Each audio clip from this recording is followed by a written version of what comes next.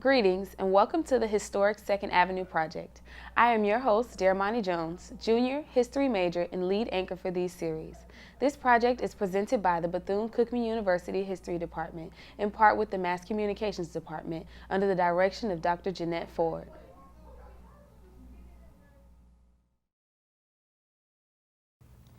In my days, it was the olden days. Those was the days that I had to enjoy. Second Avenue. Well, Second Avenue was the avenue. I mean, that was the place for anyone who was a resident of the African American community to visit. Second Avenue always seemed to have been the thrust or the energy of what happened within the Daytona Beach area as far as the black community. Okay. This is where things happen. I can say that it was a very popular area that we respected, the students and the community. Granted, in the sense that as a little child, I experienced much. And as a business owner on the Second Avenue area, I experienced even greater. Well, the majority of my memories start with my grandfather's restaurant, Pepper's Country Kitchen, which was right next to the movie theater, the Ritz. Mm-hmm. And I was probably up here every day. After I was picked up from school, I came to the restaurant. Mostly I remember the businesses, and they were mostly black owned. The majority were. I remember it was a shoe shop next to the restaurant, Jack Butler, it was a pool room. Upstairs was the Wiggins Hotel. Mm-hmm.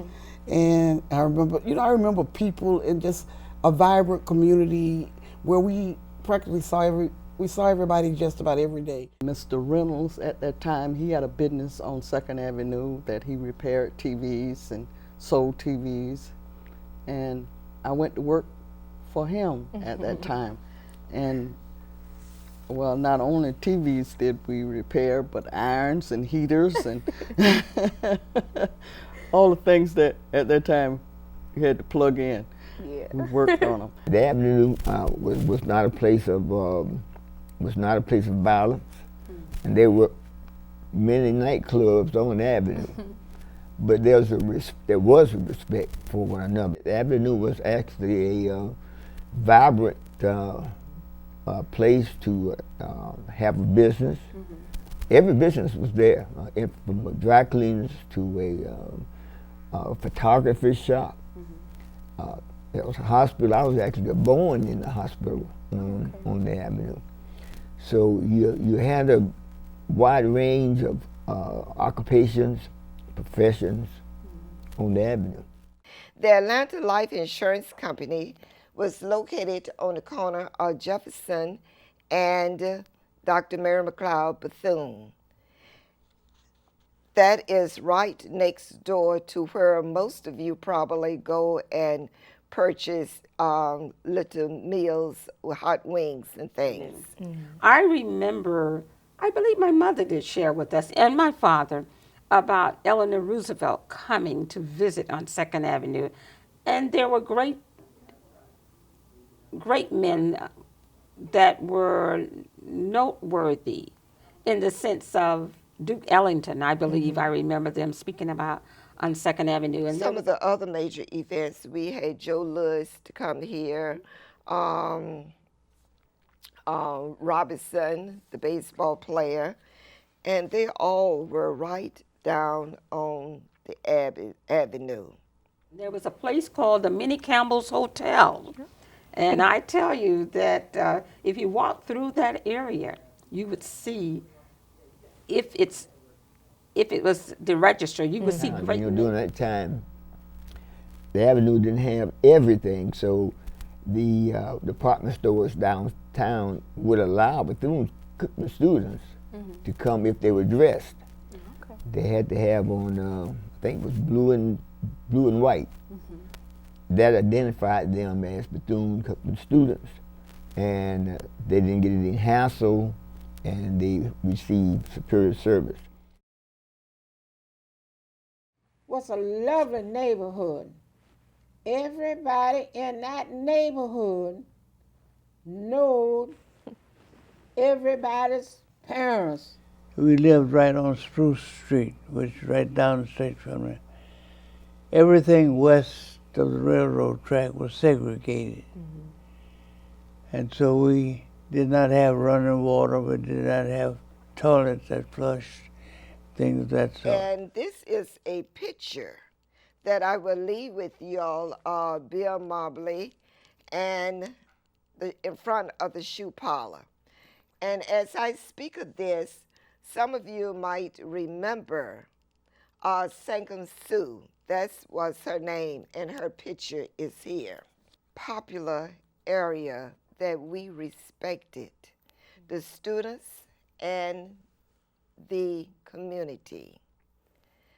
I want to start out by saying later in the years, 2nd Avenue did change to Dr. Mary McLeod Bethune. It was just fitting that we changed the name to honor our leader at that time. I want to share with you also a shirt that was made put together. Welcome to Daytona Beach, Florida, Midtown.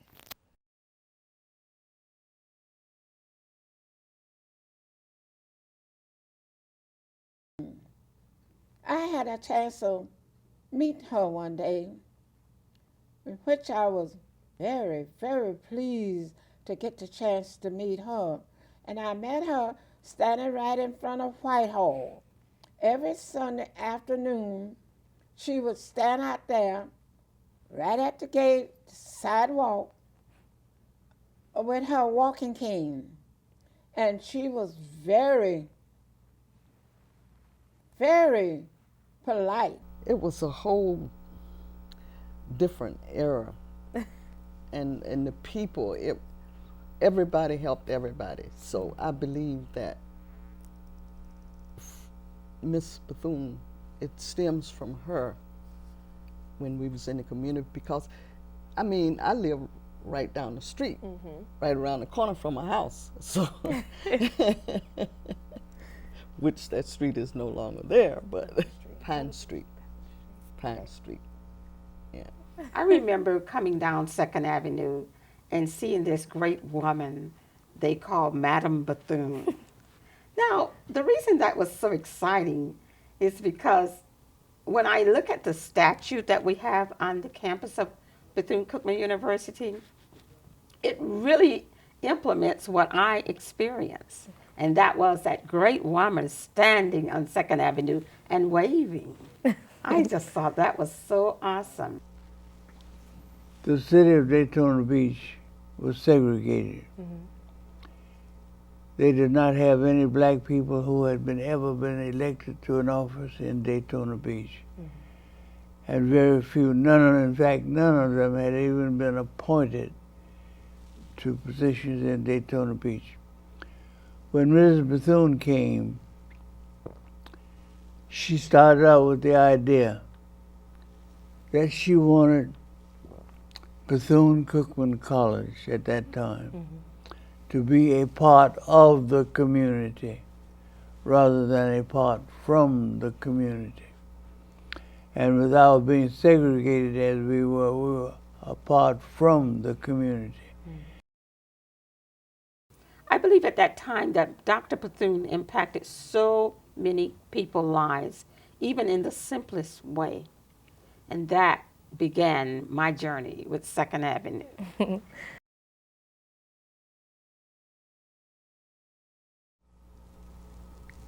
Someone decided to bring in urban renewal, which was just starting in the country, and trying to upgrade the living conditions of black people, that we got involved.